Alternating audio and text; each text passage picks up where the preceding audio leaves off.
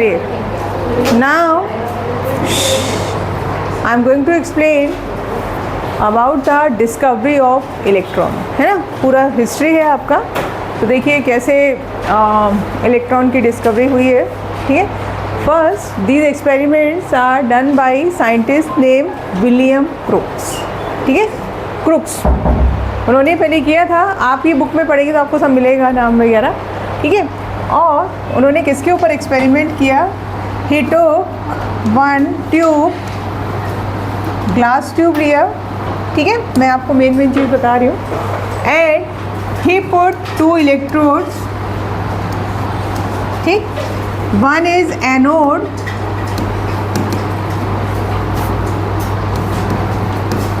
Cathode है और इसको negative sign, this one is anode, इसको दिया जाता है पॉजिटिव साइन, ठीक है।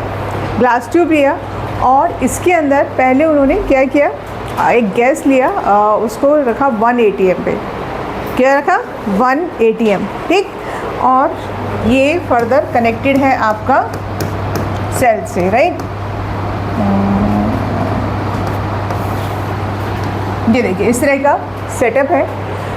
तो when pressure was around 1 ATM और प्रेशर इनसाइड द ट्यूब कितना है 1 ATM, अंदर एक इनर्ट गैस फिल किया, इसके अलावा यहाँ पर बहुत हाई वोल्टेज पास किया, ठीक है। तो नथिंग वाज हैपन, ठीक, कुछ भी यहाँ पर नहीं हुआ। फिर क्या हुआ कि इस ट्यूब के अंदर प्रेशर और कम किया गया, यानी यहाँ पर वैक्यूम क्रिएट किया गया। वैक्यूम जानते हैं सब लोग, एब्सेंस ऑफ एयर, ठीक है। तो यहाँ इस ट्यूब को अगर वैक्यूम से कनेक्ट करते हैं तो क्या होता है, इनसाइड का जो प्रेशर है दैट बिकम्स वेरी लो, तो कुछ है ही नहीं अंदर, ठीक है, तो बहुत कम अमाउंट है गैस का। Then again he pass very high voltage around 10,000 volt. तो क्या हुआ, यहाँ पर एक इलेक्ट्रिक स्पार्क, मतलब करंट फ्लो हुआ और साथ में एक आपको स्पार्क भी नज़र आया, ठीक है। And that spark depends on the nature of gas, अंदर आपने कौन सा गैस लिया है उसके हिसाब से आपको वो कलर विजिबल हुआ। Then he reduce the pressure again, ठीक, फिर से वही हाई वोल्टेज अप्लाई किया, तो इस बार क्या हुआ, जो कलर लाइट आपको नज़र आई थी वो भी दिखाई नहीं दी। And some invisible rays starts moving from cathode. क्या वर्ड मैंने यूज़ किया, इनविजिबल रेज। तो अब कैसे पता लगेगा कि हमारे आपके बीच में कुछ इनविजिबल पास हुआ, कैसे आइडेंटिफाई करेंगे? क्या हुआ, उन्होंने क्या किया, ये जो आपका एनोड था इसमें होल्स डाल दिए, क्या डाले, होल्स, ठीक है। और ये जो बैक साइड थी यहाँ पर जिंक सल्फाइड की क्या की कोटिंग, जिंक सल्फाइड की क्या की कोटिंग, एक लेयर लगाया जिंक सल्फाइड का। और क्या हुआ कि when these invisible rays are passing through the holes, ये जो ZnS की जो कोटिंग थी इट स्टार्ट्स ग्लोइंग। क्या हुआ यहाँ पर, ग्लो, ये चमकने लगी, जिंक ZnS की जो वॉल थी वो क्या हो गया, इट स्टार्ट्स ग्लोइंग। तो यहाँ से कुछ समझ में आया कि something invisible is passing through the perforated anode, और as these rays are coming from the cathode, तो इनको नाम क्या बोला गया, कैथोड रे। सेटअप समझ में आया? इस ट्यूब को बोला जाता है कैथोड रे ट्यूब। क्या बोलते हैं इसको, कैथोड रे ट्यूब, ठीक है। यहाँ तक कोई कंफ्यूजन? ओके, अब हम पढ़ेंगे प्रॉपर्टीज़ ऑफ कैथोड रे, ठीक है। क्या प्रॉपर्टी है वो अब आप देखिए 1 by 1, ठीक है। तो ये आपको नोट करना पड़ेगा, हेडिंग डालिए properties of cathode rays, properties of cathode rays.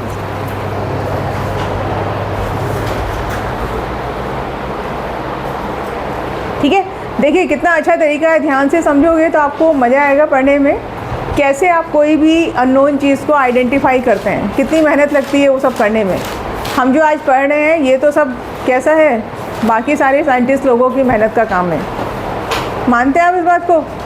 बहुत सारे लोग बहुत ही गलत बोलते हैं, ये हमारे लिए करके छोड़ गए, क्या ज़रूरत थी, हम क्यों पढ़ रहे हैं। लेकिन आप कभी उनकी मेहनत पे ध्यान दीजिएगा, कितनी मेहनत होती है एक एक्सपेरिमेंट, एक कंक्लूज़न के पीछे बहुत सालों की मेहनत होती है, ठीक है। चलो, तो अभी हम आइडेंटिफाई करेंगे कि actually what is happening inside the cathode ray tube.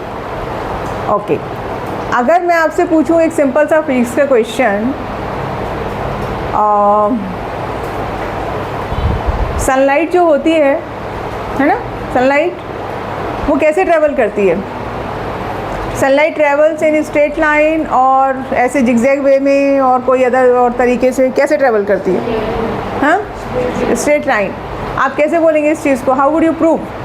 When you do a pipe or something, एक साइड में अगर वो बेंड करता है तो the light stops where the bend is. अच्छा, और एनीथिंग एल्स? और कुछ सोचिए। अगर सपोज सन से लाइट आ रही है, मैं खड़ी हो जाऊँ तो what will I get? My shadow, है ना? Any ray if it is travelling in a straight line, how would you prove? Put an object in the pathway, if you are getting the shadow it means it travels in straight line. समझ में आई ये बात?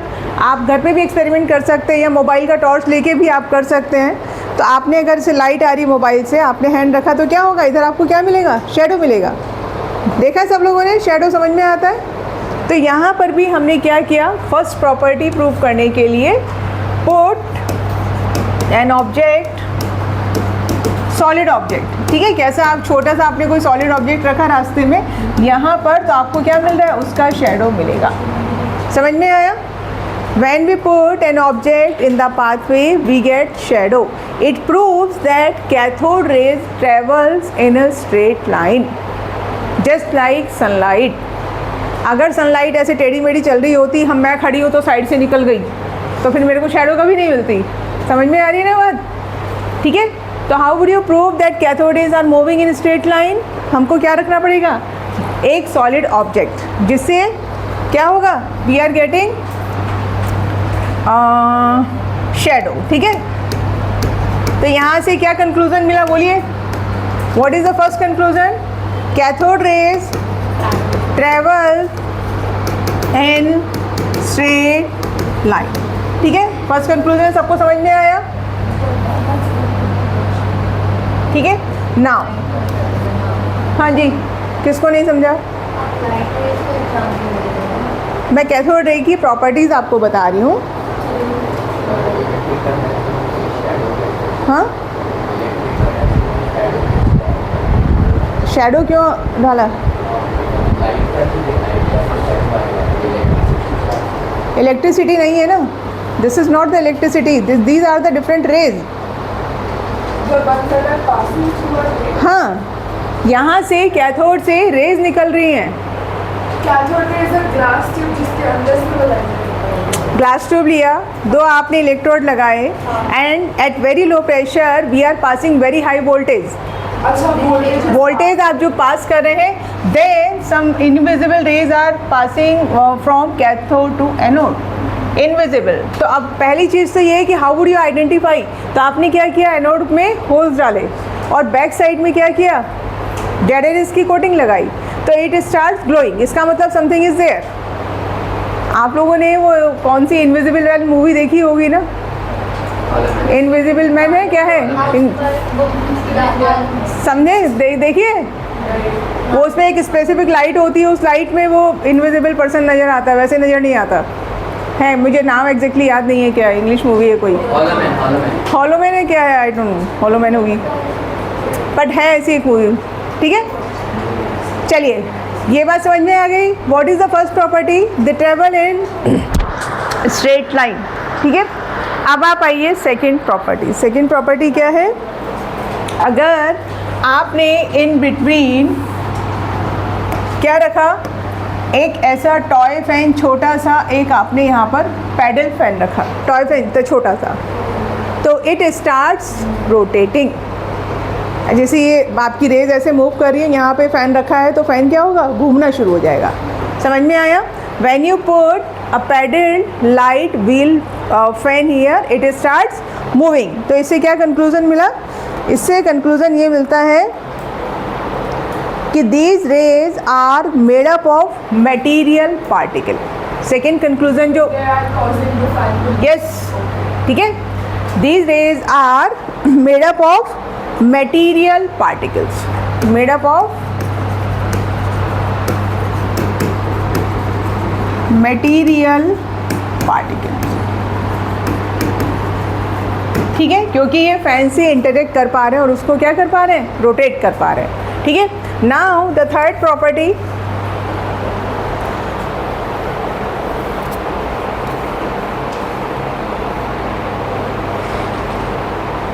अब आपने क्या किया, कोई भी मेटल का, सपोज एल्युमिनियम या कोई भी आपका फॉइल, एल्युमिनियम फॉइल जानते हैं सब लोग, ठीक है। In the same manner we can prepare the foil of other metals also. क्यों? मेटल्स आर मैलिएबल, है ना, तो आप जानते हैं। So if we are putting any foil, आपने फॉइल को ऐसे ही उसका बॉल सा बना के और उसके पाथवे में रखा, तो क्या प्रोड्यूस होता है, they interact with the foil and they produce heating effect. Heating effect मतलब वो फॉइल आपको क्या हो जाता है, गर्म हो जाता है। समझ में आया? तो लिखिए आप third point, when cathode rays strike on a metal foil, when cathode rays strike on a metal foil, they produce heating effect.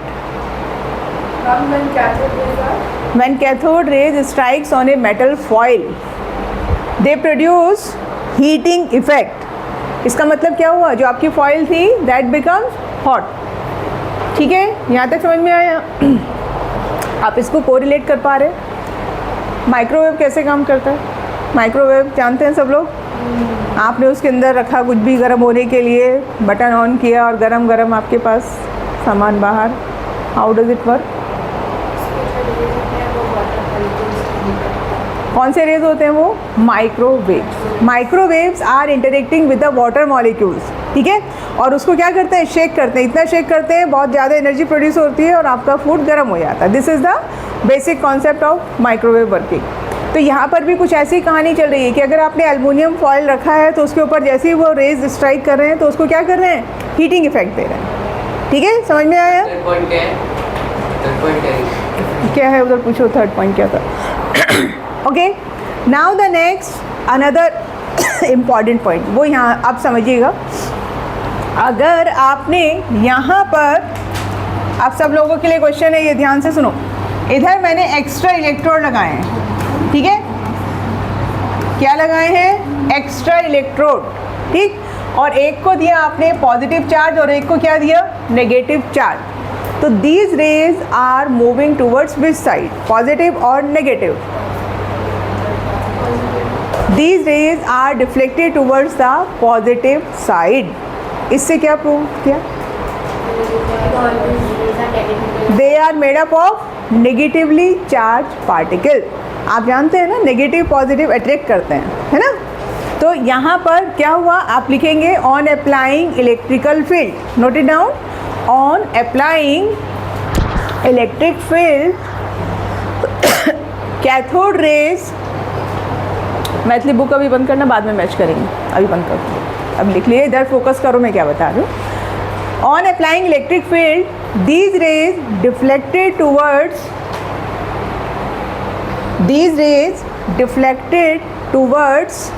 Positive electrode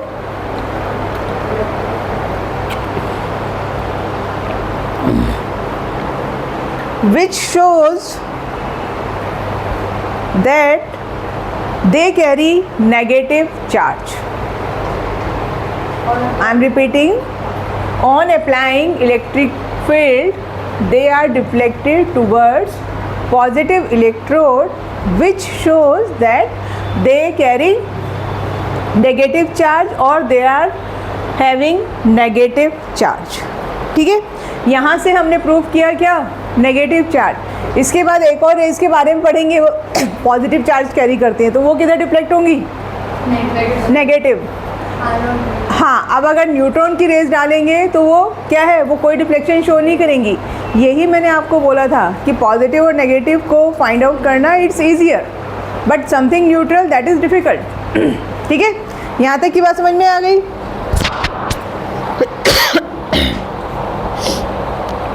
okay, next है आपका, they cause ionization of the gas. Ionization का मतलब क्या होता है, third हमने बात की नेगेटिव चार्ज की, ठीक है, फोर्थ पॉइंट लिखेंगे, they cause ionization of gases, means they have ability to knock out the electron from the gaseous atom. Gas के साथ इंटरेक्ट करके क्या करेंगे, इलेक्ट्रॉन्स निकालेंगे। समझ में आया? आयोनाइजेशन, गैस के एटम्स कैसे हैं, मॉलिक्यूल्स कैसे हैं, neutral, but when they are interacting with the cathode ray वो क्या हो जाता है, उसके ऊपर चार्ज आ जाता है। चार्ज कैसे आएगा, these rays have ability to knock out electrons. समझ में आ गई बात? तो इसी को हमने क्या बोला है, आयोनाइजेशन ऑफ द गैस। ठीक है, next, if you put hard metal मतलब ये आपका टंगस्टन, मॉलिब्डेनम, जो हैवी मेटल्स रहते हैं उसका एक आपने अगर बॉल रखा, टंगस्टन, मॉलिब्डेनम, हैवी मेटल जो रहते हैं, हार्ड मेटल भी बोलते हैं। सो these cathode rays, when they are interacting with the hard metals, they produce X-rays. X-ray जानते हैं? वैरायटी है आपके पास रेज की, तो एक्सरे का ये आपका क्या होता है, एक्सरे प्रोड्यूस करते हैं। नेक्स्ट लिखिए, on interaction with the hard metal, on interaction with the hard metal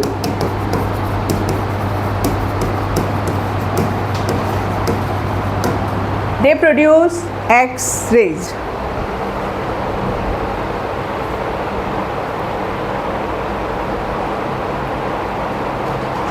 ठीक है, next statement, they affect the photographic plates. Photographic plates, आपको पता है पहले कैमरा कैसे होते थे, they affect photographic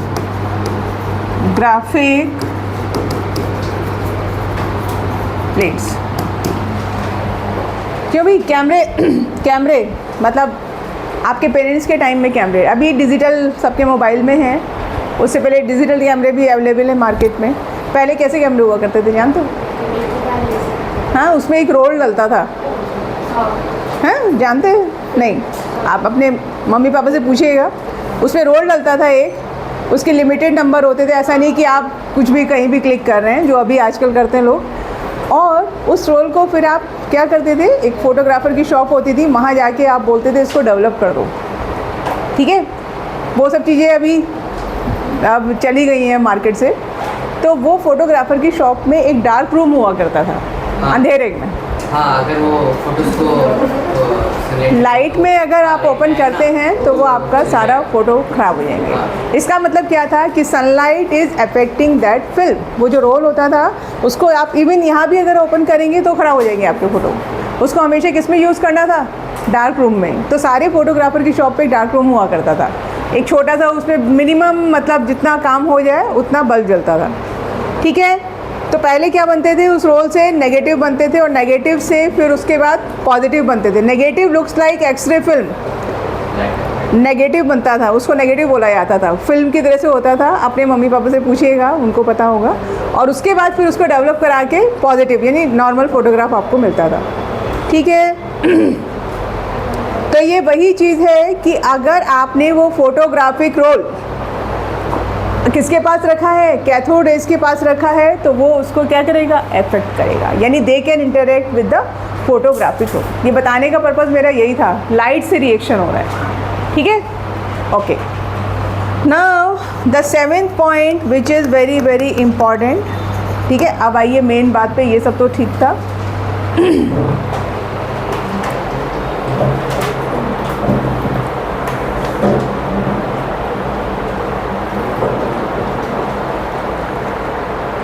Cathode rays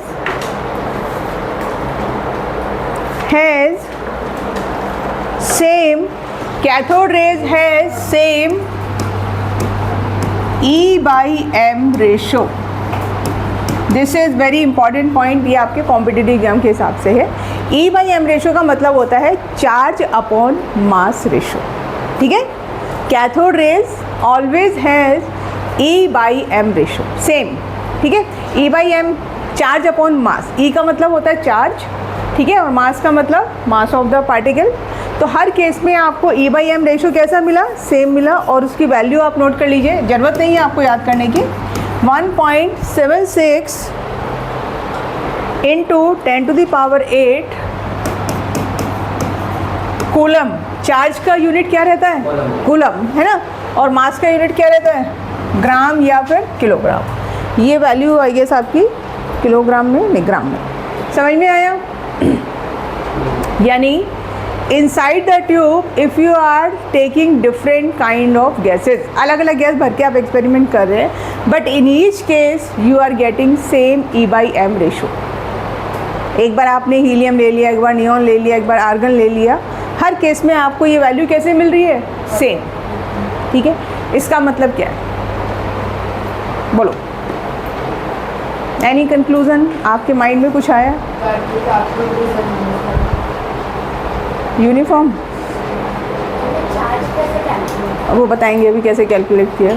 इसका मतलब क्या है,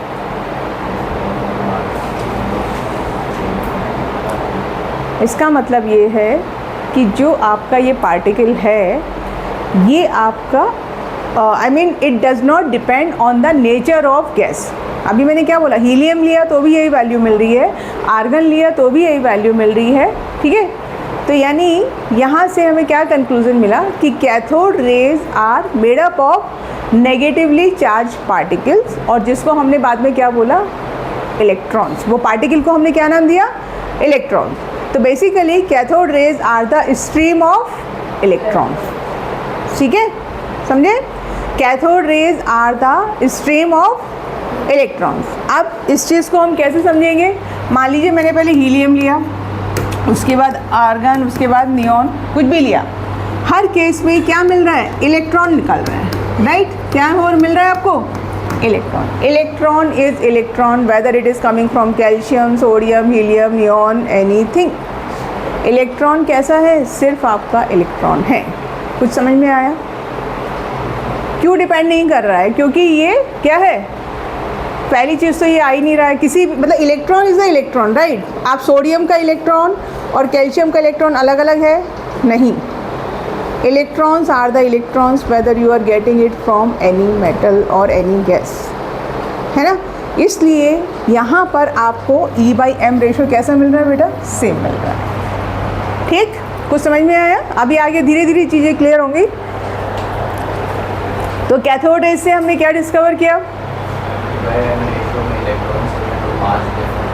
यानी इलेक्ट्रॉन चार्ज क्या है, इलेक्ट्रॉन का फिक्स है, मास भी फिक्स है, तो ये रेशो कैसा आएगा, फिक्स आएगा।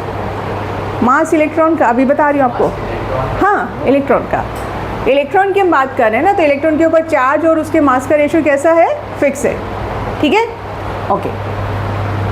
अब देखो आप नेक्स्ट रेस पे मूव करने से पहले NCERT में एक बार आप आइए ज़रा।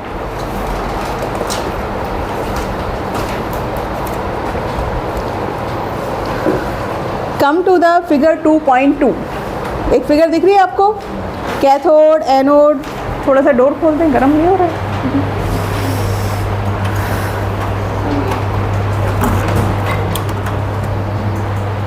फिगर चेक कीजिए, कैथोड, एनोड, यहाँ पे आपको नज़र आ रहा है कैथोड है, और कैथोड के बाद उसने बड़ा सा एनोड लिया है, ठीक है, मिला।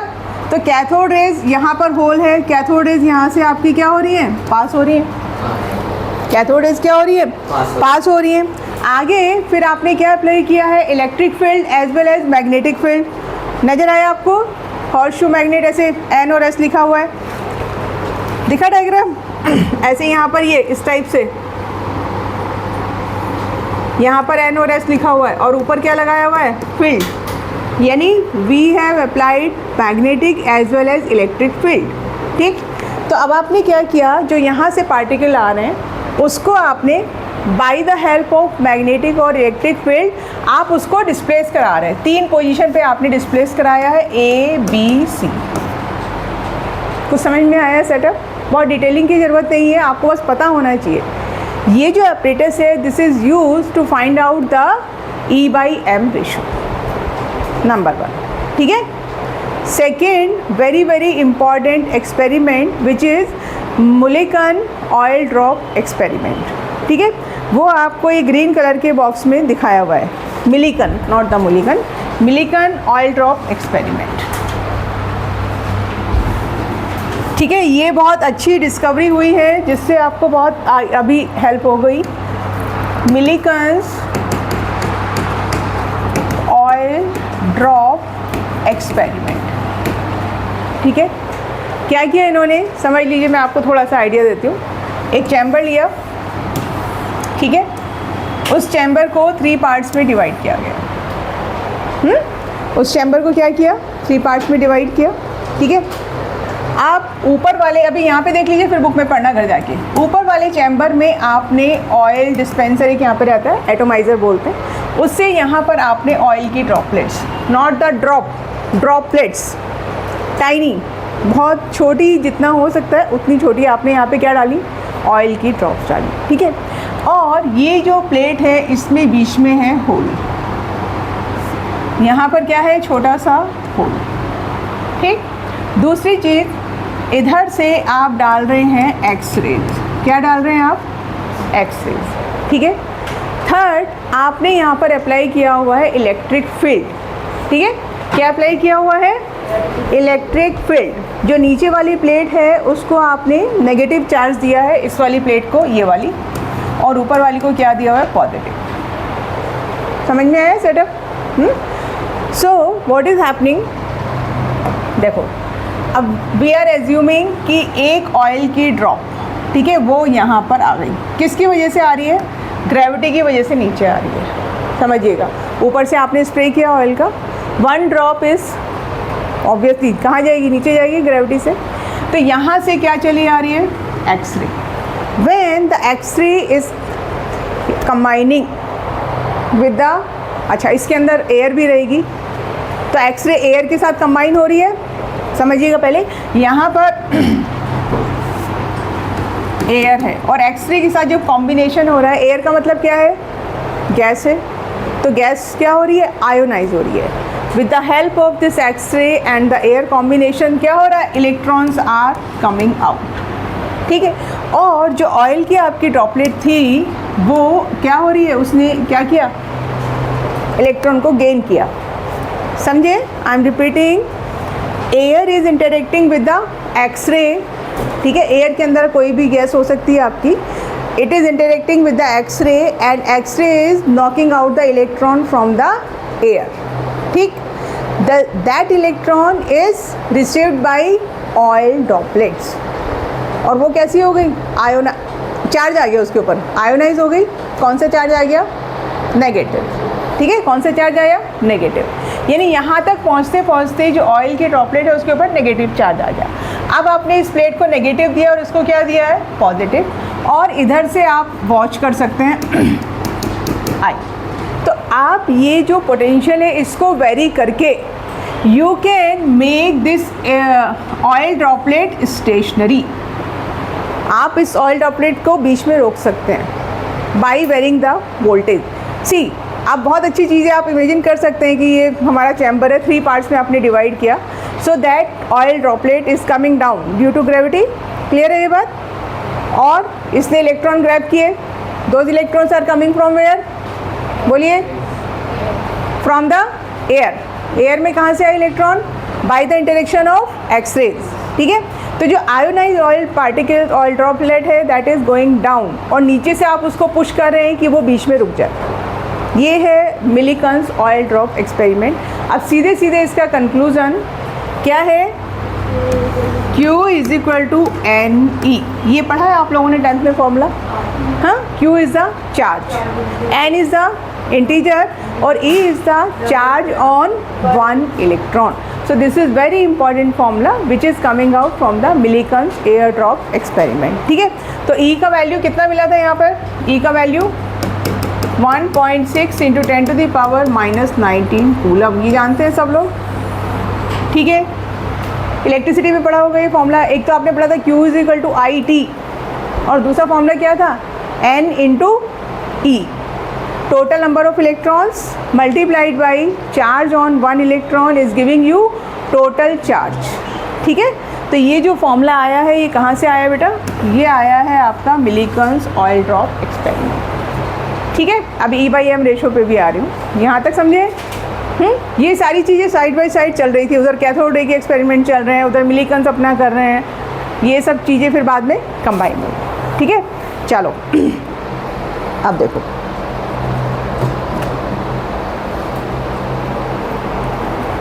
देखिएगा, अभी मैंने आपको E/m रेशो बताया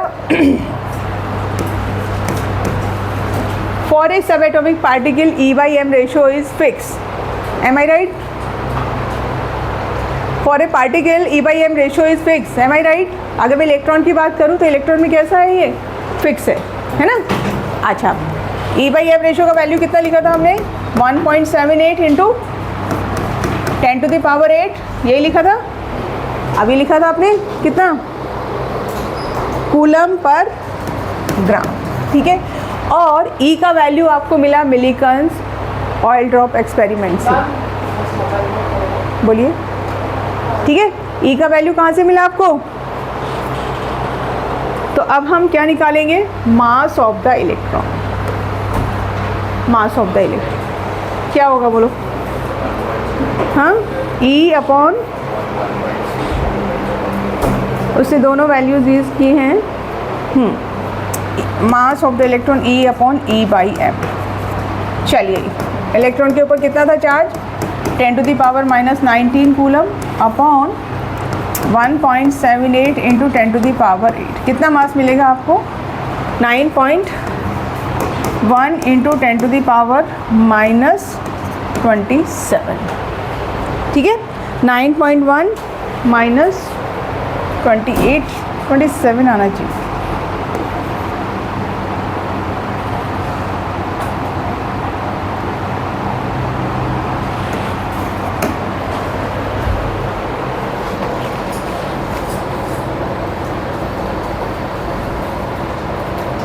ग्राम में 28 है और किलोग्राम में आपका क्या हो जाएगा?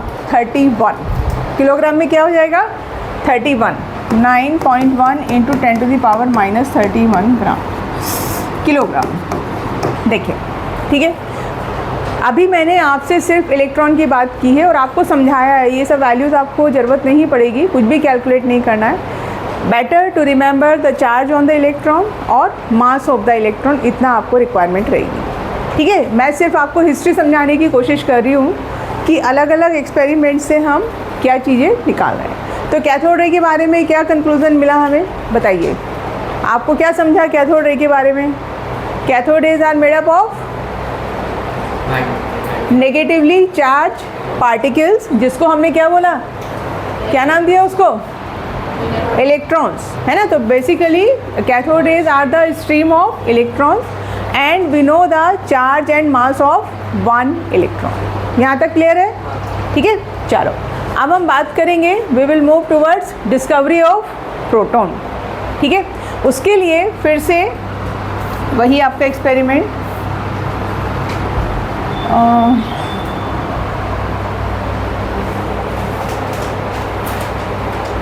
आइए। ठीक है, ये सेम एक्सपेरिमेंट में एक और ऑब्जर्वेशन हुआ। ये तो हो गई कैथोड रे की बात। क्या ऑब्जर्वेशन हुआ कि ऐसा बोला गया कि भाई these rays are coming from cathode, और वो सब हमने पढ़ लिया। अब लोगों ने कहा कि there are some more rays which are moving from anode to cathode.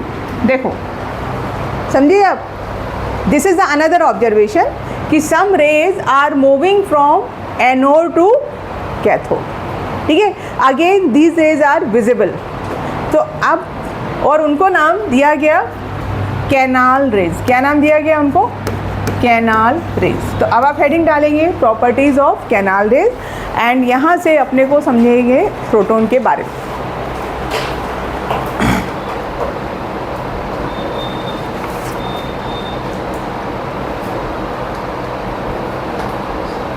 Anode rays भी बोलते हैं और कैनाल रेज भी बोलते हैं, दो नाम है एनोड रेज। ठीक है, तो फर्स्ट प्रॉपर्टी अब आपको समझ में आया कि प्रॉपर्टी को कैसे आइडेंटिफाई करना होता है, यू नो। तो first line we will write they travel in straight line. Now you know how to identify. कैसे आइडेंटिफाई करेंगे आनंदिता, बताइए क्या करेंगे अगर मैं इसको प्रूव करूंगी कि इनको स्ट्रेट लाइन में मूव करना है? We will put some solid object in the pathway and it will create shadow. ठीक है, तो यहाँ पर भी आपको क्या कंक्लूजन मिला बेटा? फर्स्ट प्रॉपर्टी क्या मिली?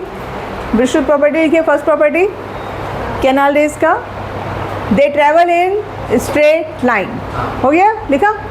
सेकेंड प्रॉपर्टी लिखेंगे, they are made up of material particles. They are made up of material particles. इसको कैसे प्रूव करेंगे? Just like cathode rays, wheel वाला है ना। व्हील अगर रोटेट हो रहा है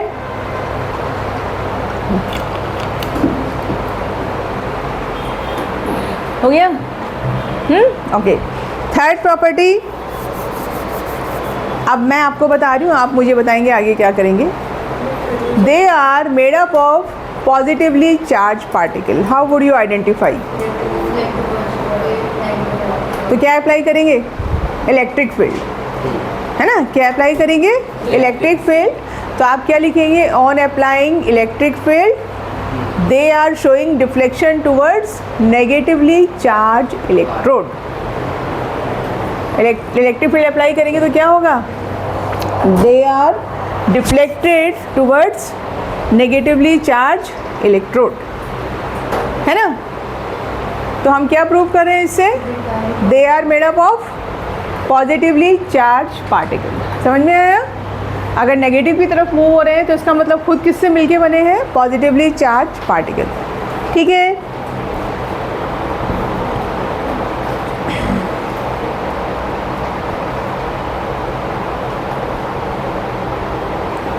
ओके इसीलिए इनका एक नाम दिया जाता है पॉजिटिव रेज। तीन नाम मिल गए आपको, anode rays, canal raise and positive raise. ठीक है, कुछ भी नाम से आपको क्वेश्चन पूछेंगे।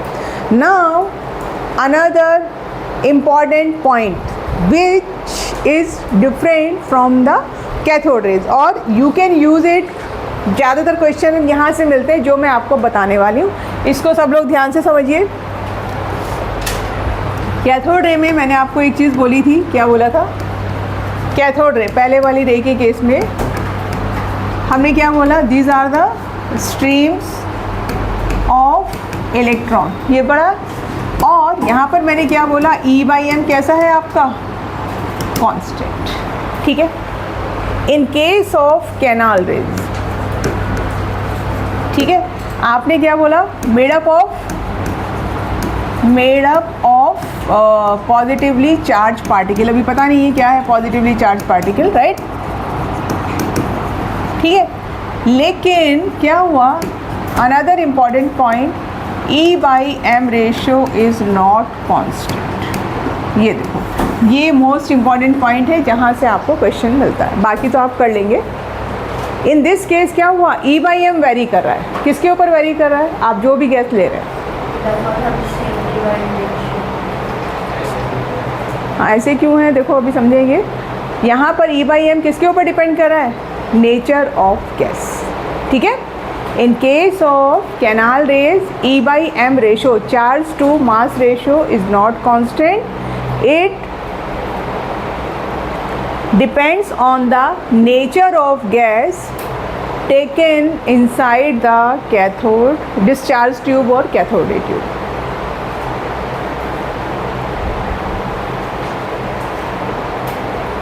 Shall I repeat? E/m ratio is not constant, है ना।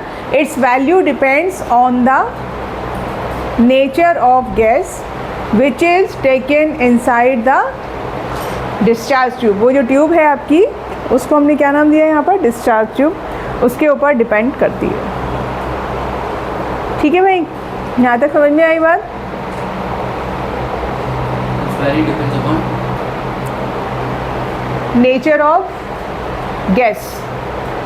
चलो शुरू करें, है ना। क्या हुआ? पहली चीज़ आपको समझनी पड़ेगी कि ऐसा क्यों हुआ और एक्चुअली है क्या।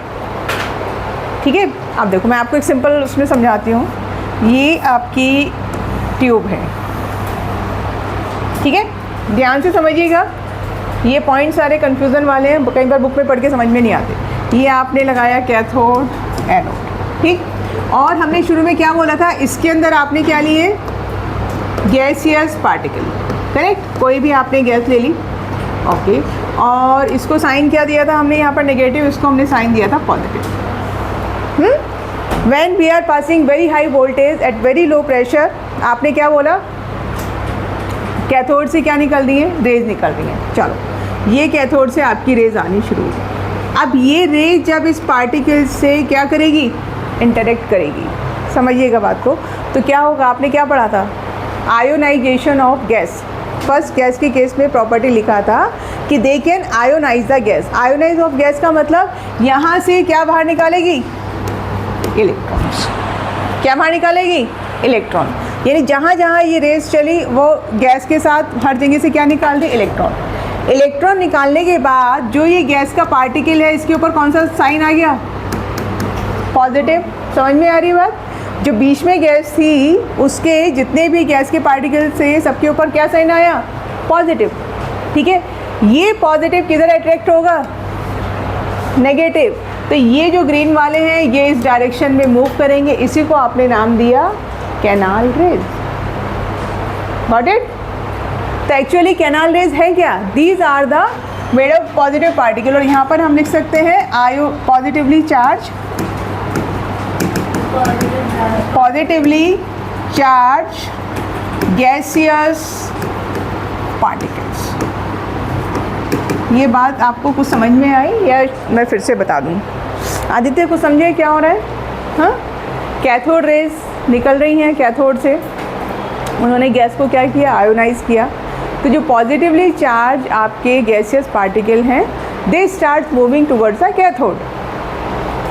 आरुषि समझ में आ रहा है, तो कैथोड पे जाएंगे तो वो उसको हमने क्या नाम दिया, कैनाल रेज, ठीक है।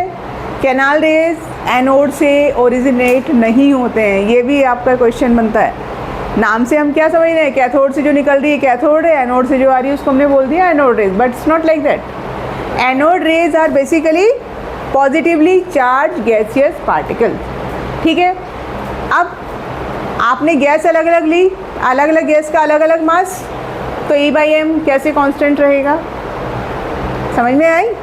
तो इसलिए यहाँ पर E/m कांस्टेंट नहीं होगा। अगर आपने हाइड्रोजन गैस ली चेंज, आपने अमोनिया ले ली चेंज, आपने हीलियम लिया चेंज, सबका मास कैसा है, अलग अलग है।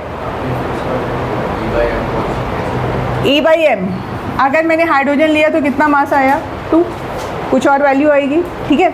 अगर मैंने यहाँ पर हीलियम लिया तो मास कितना आया, 4। यानी क्या है, आप अगर ये चीज़ समझ गए ना बेटा तो आप पढ़ लोगे क्या है ये। गैस ही जब आपकी वैरी कर रही है तो नेचर मतलब बहुत ज़्यादा नेचर नहीं, मेन चीज़ क्या है, E/m रेशो, वो आपका वैरी करेगा, ठीक है। यहाँ तक कोई कन्फ्यूज़न, ये सबसे इम्पॉर्टेंट पॉइंट है जिसके ऊपर आपको फोकस करना है, ठीक है। जो कैनाल रेज होती हैं उस केस में E/m ratio is not constant.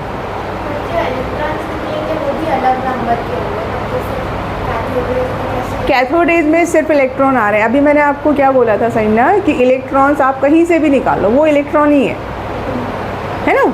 Electron आप कहीं से भी लेके आइए किसी भी एलिमेंट से, तो वो हमेशा इलेक्ट्रॉन है।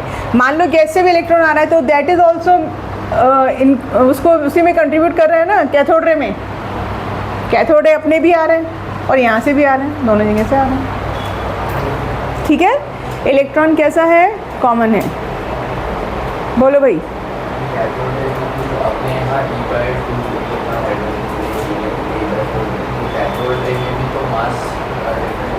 क्योंकि cathode ray is made up of electrons only, they are not charge particles. वो गैस से उसका कोई रिलेशन नहीं है बेटा।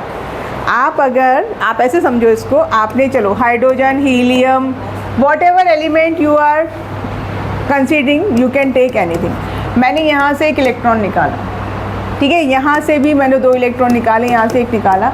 तो ये क्या है, ये सारे इलेक्ट्रॉन ही है, they are not different with each other.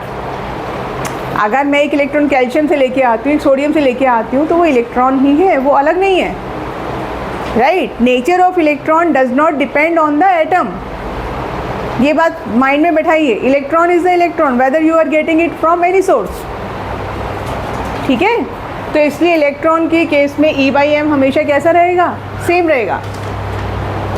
लेकिन जो आपकी एनोड रेज हैं वो इलेक्ट्रॉन्स नहीं हैं, वो क्या हैं, आपके गैसियस पार्टिकल्स हैं, positively charge gaseous particles which are moving towards the negative electrode. तो दैट्स वाई E/m उस केस में आपका वेरी करेगा। और कोई क्वेश्चन जो नहीं समझ में आया पूछा कीजिए, आप लोग ऐसे चुप मत बैठो, जो जहाँ भी अटक रहे हैं, है ना। और ये भी मत सोचो कि दूसरा मेरे बारे में क्या सोचेगा, वो भी आप छोड़ दो, आप अपना क्वेश्चन आप अपने डाउट सॉल्व करो। हम भी आगे बढ़े, अभी यहाँ तक कोई कन्फ्यूज़न, कोई प्रॉब्लम, एवरीवन क्लियर है? हाँ, cathode rays and anode rays बोलो, लिख नहीं रहे हैं आप, लिखा? ओके, चलो अब आइए प्रोटॉन की बात करते हैं, ठीक है। तो आपका फर्स्ट एलिमेंट क्या है पीरियड टेबल में, हाइड्रोजन है, ठीक है। तो अभी हम सिर्फ वही गैस को कंसीडर कर रहे हैं, किसको कंसीडर कर रहे हैं हम, हाइड्रोजन, ठीक है। अगर आपने क्या लिया है उस गैस में, डिस्चार्ज ट्यूब में हाइड्रोजन गैस ली है, उससे कम तो क्या लोगे, कुछ नहीं है ना, फर्स्ट एलिमेंट हाइड्रोजन ही है। तो इसलिए अब हम बात करेंगे प्रोटॉन की। नेक्स्ट जो हमारा फंडामेंटल पार्टिकल है दैट इज़ प्रोटॉन, ठीक है। तो लिखिए, a proton may be defined as the proton may be defined as the fundamental particles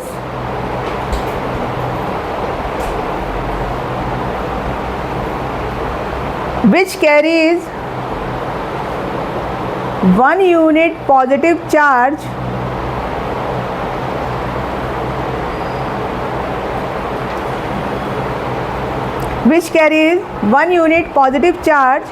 and has a mass nearly equal to that of hydrogen atom. A proton is the fundamental particle which carries 1 unit positive charge and has a mass nearly equal to that of hydrogen atom. देखिए, ये है आपका hydrogen atom 1H1, सबको clear है ये बात, ठीक है। 1 is the atomic number, 1 is the atomic mass. How many electrons and protons are present with the hydrogen, 1 electron 1 proton 0 neutron, ठीक है। अब यहाँ से क्या हुआ, माइनस इलेक्ट्रॉन, एक इलेक्ट्रॉन चला गया, ठीक। तो what is the remaining part, H positive, क्या है यहाँ पर, H पॉजिटिव, ठीक है। तो इसी को हम क्या बोलते हैं, this is known as proton. Proton का सिंबल क्या है, H पॉजिटिव, इलेक्ट्रॉन का सिंबल E माइनस। तो ये हमारा एक बेसिक, क्योंकि इससे पहले आप कुछ ले नहीं सकते हो, हाइड्रोजन से पहले क्या लोगे, this is the first element, correct. तो ये हमारा बेसिक क्या मिला आपको, फंडामेंटल प्रोटॉन। अब आपने बोला कि हम हीलियम गैस लेंगे, चलो भाई हीलियम गैस ले लो। Helium is 2He4। हीलियम के पास कितने इलेक्ट्रॉन हैं, आशनी बोली कितने हैं हीलियम में इलेक्ट्रॉन्स, कितने इलेक्ट्रॉन्स हैं हीलियम में, 2 है ना। कितने प्रोटॉन्स, 2 और न्यूट्रॉन्स 2, 4 - 2 2, ठीक है। हीलियम के पास खोने के लिए क्या है, कितने इलेक्ट्रॉन लूज़ कर सकता है, 2। चलो हमने बोला यहाँ पर 2 इलेक्ट्रॉन इसने लूज़ किए, एज्यूम कर लीजिए अभी, ठीक है। अभी समझिए प्रोटॉन कैसे आ रहा, तो हीलियम के ऊपर कितना चार्ज आया, +2, ठीक है। तो हीलियम के ऊपर चार्ज कितना आया, +2, यानी 2 यूनिट पॉजिटिव चार्ज। इसको हमने क्या बोला, सिंगल यूनिट पॉजिटिव चार्ज, ठीक है। And what is the value of positive charge, it is the same value as the negative charge on the electron. कितना है, 1.6 into 10 to the power minus 19। तो यहाँ पर भी चार्ज कितना है? इस केस में अगर मैं आपसे पूछूँ चार्ज कितना है, plus 1.6 into 10 to the power minus 19 coulomb. ठीक है, हीलियम के ऊपर कितना चार्ज आएगा? 2 इंटू, समझ में आ रही है, 2 into 1.6 into 10 to the power minus 19 coulomb. ये जो पॉजिटिव चार्ज मैंने दिखाया है ये मैथमेटिक्स वाला नहीं है, it is simply telling you the positive charge. Maths में मत यूज़ करिएगा इसको, नंबर को, ये मैंने जो दिखाया। I simply wanted to tell you कि ये सब क्या है आपका, okay we will write like this, ये है टोटल पॉजिटिव चार्ज। क्या है ये? Total positive charge on the helium atom. ठीक है, यहाँ पे कोई कन्फ्यूज़न है आपको? आप कोई भी गैस ले लीजिए, वो कितने इलेक्ट्रॉन लूज़ कर रहा है उसके हिसाब से उसके ऊपर उतने ही यूनिट क्या आएगा? Positive charge. ठीक है, क्लियर? इलेक्ट्रॉन समझ में आया, प्रोटॉन समझ में आया? ओके, नेक्स्ट आता है आपका क्या है? न्यूट्रॉन। यहाँ पर सिर्फ एक क्वेश्चन आपसे पूछा जाएगा कि discovery of neutron was very late. Electron proton बहुत पहले आपके आइडेंटिफाई हो गए थे, न्यूट्रॉन बहुत बाद में हुआ। Same reason, because it is a neutral particle, तो उसको कोई डिफ्लेक्शन नहीं मिल रहा है आपको इलेक्ट्रिक और मैग्नेटिक फील्ड में, इसलिए उसको आइडेंटिफाई करना टफ है। ठीक है, अब एक सिंपल सा हम एक टेबल बनाएंगे जो हमें रिक्वायरमेंट है। इलेक्ट्रॉन को शो करेंगे आगे से ऐसे। ठीक है, इलेक्ट्रॉन के ऊपर चार्ज कितना है? नेगेटिव चार्ज है कितना? 1.6 into 10 to the power minus 19 coulomb, और इलेक्ट्रॉन का मास है 9.1 into 10 to the power minus 31 kilogram. ये वैल्यूज़ आप धीरे धीरे याद कर लीजिए, आपको न्यूमेरिकल्स में हेल्प हो। ठीक है, what about the proton? Proton का सिंबल इधर P और P प्लस कुछ भी लगा लीजिए। चार्ज कितना है? Positive, same value 1.6 into 10 to the power minus 19 coulomb. ठीक है, और इसका मास बहुत ज़्यादा है किसके कंपैरिजन में? इलेक्ट्रॉन के कंपैरिजन में। कितना मास है प्रोटॉन का? 1.67।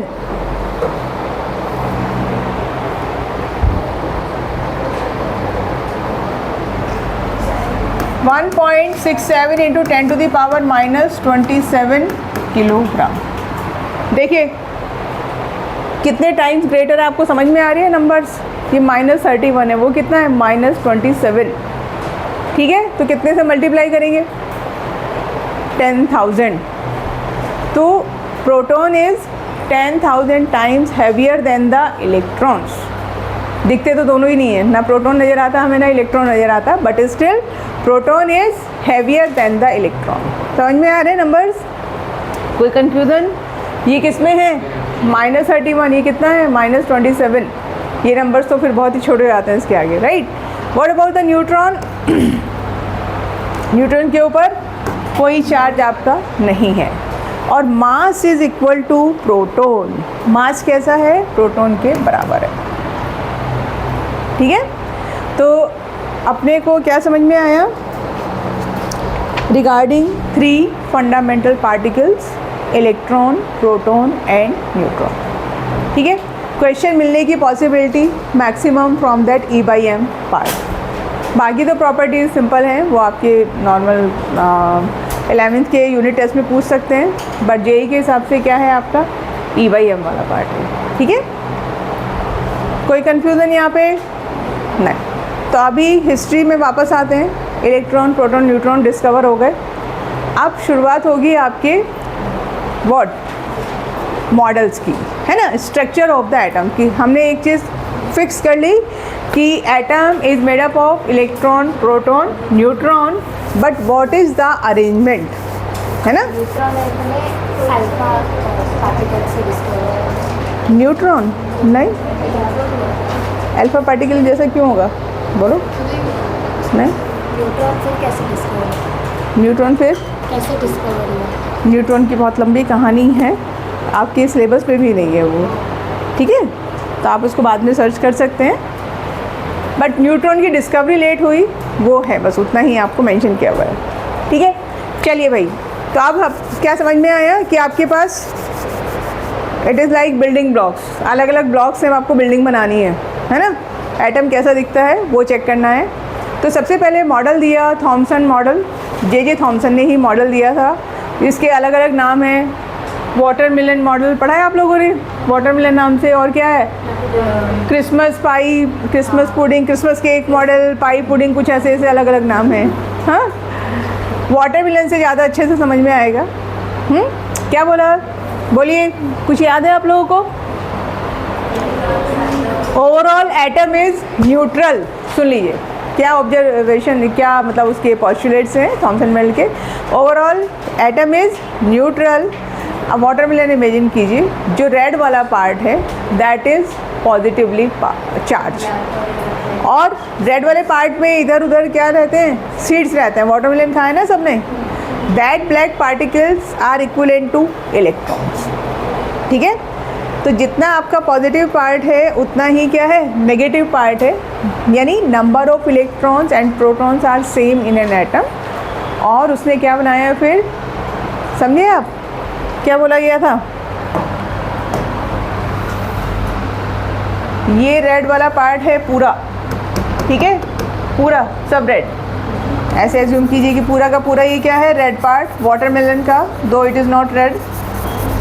ठीक है, और इसमें क्या है, कहीं कहीं पर सीड्स।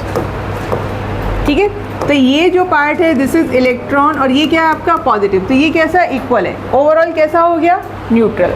ये सबसे पहला model given by the Thomson. इसके बाद कौन सा आया था, बट ये नहीं था, ये एक्चुअल स्ट्रक्चर नहीं है।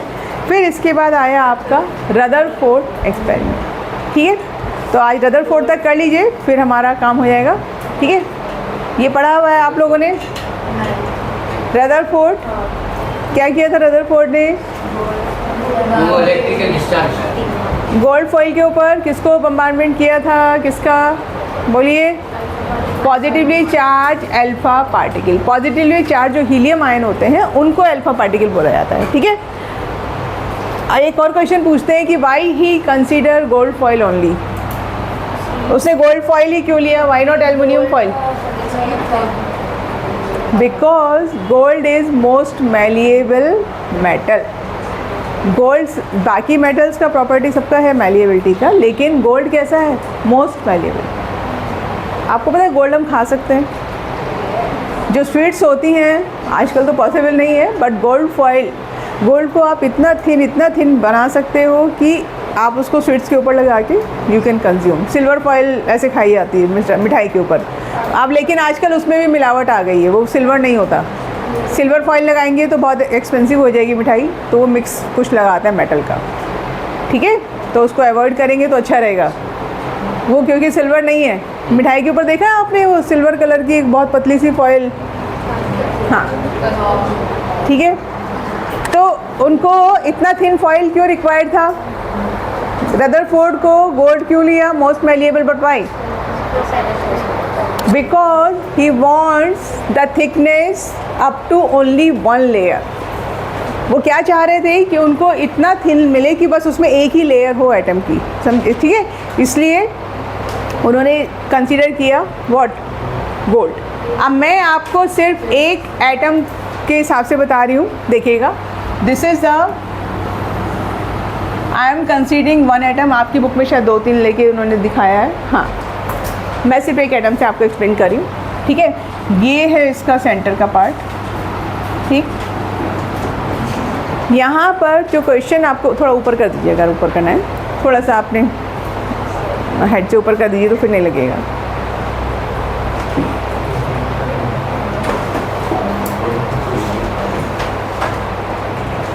चलिए चलिए, ठीक है। क्या किया उन्होंने, यहाँ पर जो क्वेश्चन आपको पूछा जाएगा वो 2 है। फर्स्ट, देर आर 3 ऑब्जर्वेशंस, ठीक है। When he bombarded alpha particle over the gold foil, there are 3 observation, and on the basis of 3 observation he got 3 conclusion। तो क्वेश्चन में आपको क्या पूछा गया उस हिसाब से आंसर लिखिएगा, ठीक है। चलो, ऑब्जर्वेशन क्या था? ऑब्जर्वेशन में many alpha particles went straight, this is the first observation. Many alpha particle went straight.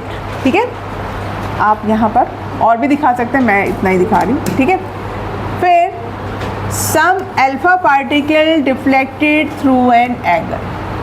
Some alpha particle deflected through an angle. ठीक है. थर्ड ऑब्जर्वेशन, 1 in 12,000 और 1 in 20,000. हर बुक में अलग अलग लिखा हुआ है, नंबर आपका 1000 में ही है. ठीक है.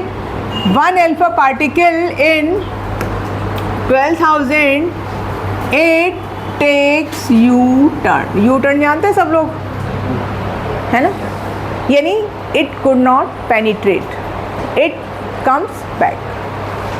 3 ऑब्जर्वेशन समझ में आए? क्या है? पहला क्या है आनंदिता, बोलिए. फर्स्ट ऑब्जर्वेशन क्या है? Most of the alpha particle went straight. Second क्या है?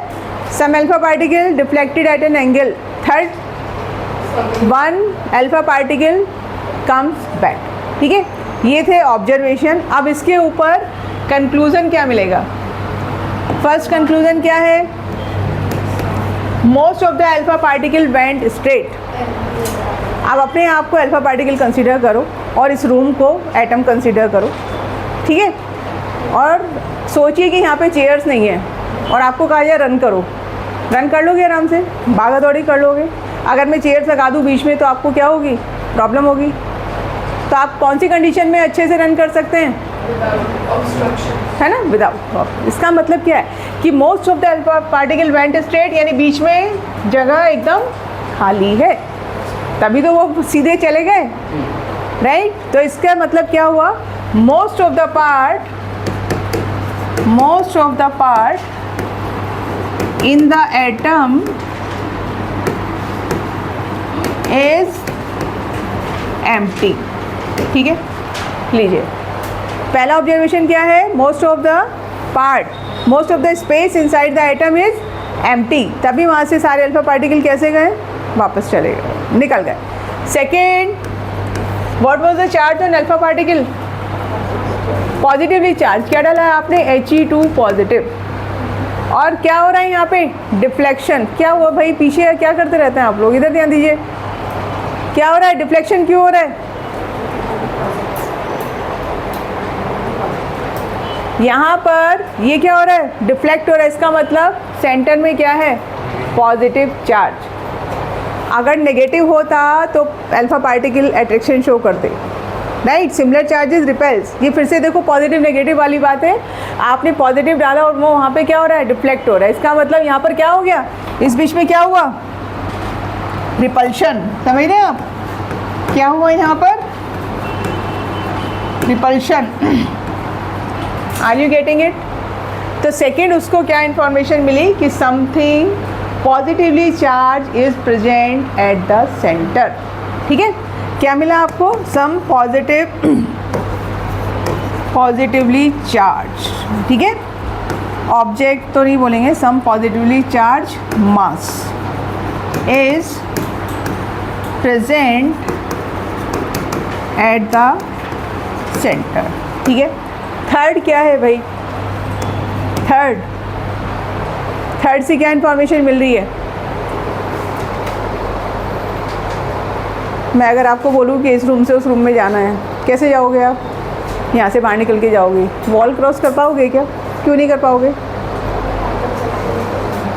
वॉल क्यों नहीं क्रॉस कर पा रहे हैं आप लोग? अगर मैं यहाँ पे एक पतली सी चादर बेडशीट लगा दूँ, उससे निकल जाओगे? नहीं. आपका आंसर आएगा, डिपेंड करेगा कैसे लगाइए. हैं क्यों? फाड़ के निकल सकते हो, है कुछ भी. क्यों? हटा के निकल सकते हो, वॉटेवर. वॉल क्यों नहीं क्रॉस कर पा रहे हो? क्योंकि वॉल बहुत हैवी है ना. आप नहीं जा पाओगे, वॉल को आप नहीं कर पाओगे. तो इसका मतलब ये अल्फा पार्टिकल इसको क्रॉस नहीं कर पाया. तो क्या बोला रदरफोर्ड ने कि all the mass of the atom is confined eight the centre. बाकी स्पेस कैसा है? एम्प्टी है. लेकिन सारा का सारा जो मास है एटम का, that is confined at one place, nucleus. Then he gave the name nucleus. ठीक है. तो थर्ड पॉइंट क्या है? All mass of atom is confined to the center, और उसने इसको फिर नाम दिया न्यूक्लियस। ठीक है, ये है आपका रदरफोर्ड मॉडल। यहाँ पर जो आपको क्वेश्चन मिलता है वो मिलता है ड्रॉबैक ऑफ रदरफोर्ड मॉडल। आप मुझे बता सकते हैं क्या ड्रॉबैक है? बस इसके बाद ख़त्म, लेक्चर ओवर। यस, ड्रॉबैक पढ़ा था 10th में, रदरफोर्ड पढ़ा होगा। नहीं पढ़ा था। मैम वहाँ पर पूरा नहीं ICSE में हमें पढ़ाया था, but we haven't थोड़े से CBSE में नहीं था, स्टेबिलिटी एक्सप्लेन नहीं कर पाए। और देखो रदरफोर्ड ने आपको इलेक्ट्रॉन्स के बारे में कोई बात नहीं करी, है ना, अरेंजमेंट ऑफ इलेक्ट्रॉन्स की बात नहीं है। नहीं, he said one point, he said कि electrons rotate around the nucleus, and वही नेगेटिव हो गया था उनके लिए। क्या होता है कि जब भी आप कोई नई डिस्कवरी या नया डिस्कवरी और कोई नया एक्सपेरिमेंट करते हैं, पता है आपको रिसर्च फील्ड में क्या होता है, आपने कुछ नया एक्सपेरिमेंट किया, आपको पेपर पब्लिश करना होता है, फिर वो पेपर स्टडी होता है by the other scientist in the world in the same field, then they can question to you, और अगर आप उस क्वेश्चन का आंसर नहीं कर पाए तो फिर प्रॉब्लम होती है, आपको आंसर करना पड़ता है। तो रदरफोर्ड ने अपना ये थ्योरी पब्लिश किया, या राइट, एंड ही सेड कि electrons are revolving around the, क्या बोला? हाँ, उन्होंने बोला कि भाई ये न्यूक्लियस हो गया और यहाँ पर इलेक्ट्रॉन्स क्या कर रहे हैं, रिवॉल्व कर रहे हैं। हाँ, अब लोगों का क्वेश्चन क्या आया, लोगों फिजिक्स में एक आपका फिनोमेना चलता है कि whenever a charged particle is rotating, whenever a charged particle is rotating, it eliminates energy, है ना, ये फिक्स है, ये बात ट्रू है। जब भी कोई चार्ज पार्टिकल ऐसे सर्कुलर मोशन में मूव करता है तो वो एनर्जी रेडिएट करता है, निकालता है। तो लोगों ने बोला कि भाई जब इलेक्ट्रॉन यहाँ पे घूम रहा है तो क्या होगा, एक पॉइंट ऐसा आएगा कि इसकी एनर्जी जीरो हो जाएगी, कितनी एनर्जी है उसके बाद जो भी है वो निकालता ही रहेगा। तो क्या होगा, after some point of time energy of this electron will be zero. In that situation this electron falls on the nucleus. समझ में आई बात? तो एटम की स्टेबिलिटी क्या आ गई, खतरे में आ गई, जबकि एटम कैसा है, स्टेबल है। तो Rutherford could not explain this behaviour, right. ये बाद में किसने हेल्प किया उनको, बोहर ने एक्सप्लेन किया था ये, ठीक है। तो ये मॉडल बहुत अच्छा है, but he couldn't explain the stability of the atom. तो this is the drawback of Rutherford model, ठीक है। तो आज इतना ही, फिर नेक्स्ट क्लास में आगे की बात करेंगे, बट तब तक आप क्वेश्चन मोल कॉन्सेप्ट के ख़त्म कर लीजिए, ठीक है।